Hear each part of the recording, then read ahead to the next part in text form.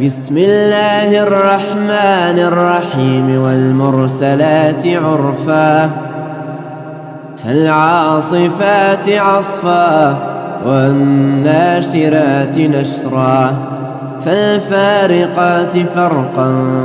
فالملقيات ذكرا عذرا أو نذرا إنما توعدون لواقع فإذا النجوم طمست وإذا السماء فرجت وإذا الجبال نسفت وإذا الرسل أقتت لأي يوم أجلت ليوم الفصل وما أدراك ما يوم الفصل ويل يومئذ للمكذبين ألم نهلك الأولين ثم نتبعهم الآخرين كذلك نفعل بالمجرمين ويل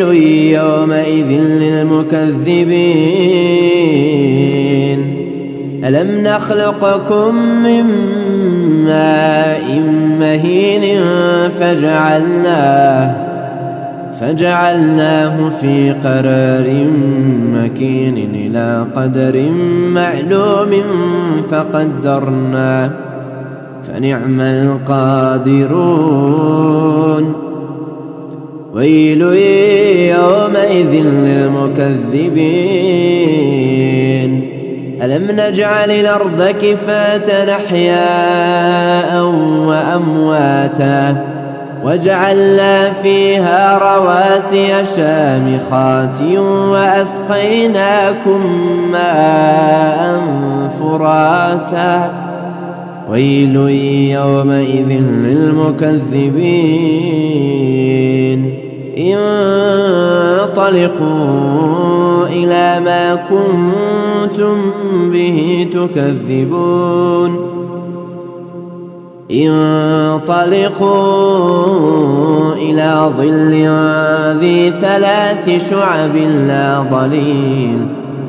لا ظليل ولا يغني من اللهب إنها ترمي بشرر كالقصر كأنه جمالات صفر ويل يومئذ للمكذبين هذا يوم الفصل جمعناكم والأولين وإن كان لكم كيد فكيدون ويل يومئذ للمكذبين إن المتقين في ظلال وعيون وفواكه مما يشتهون كلوا واشربوا هنيئا بما كنتم تعملون إنا كذلك نجزي المحسنين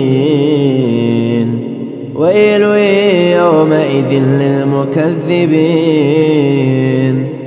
كلوا وتمتعوا قليلا إنكم مجرمون ويل يومئذ للمكذبين وإذا قيل لهم اركعوا لا يركعون ويل يومئذ للمكذبين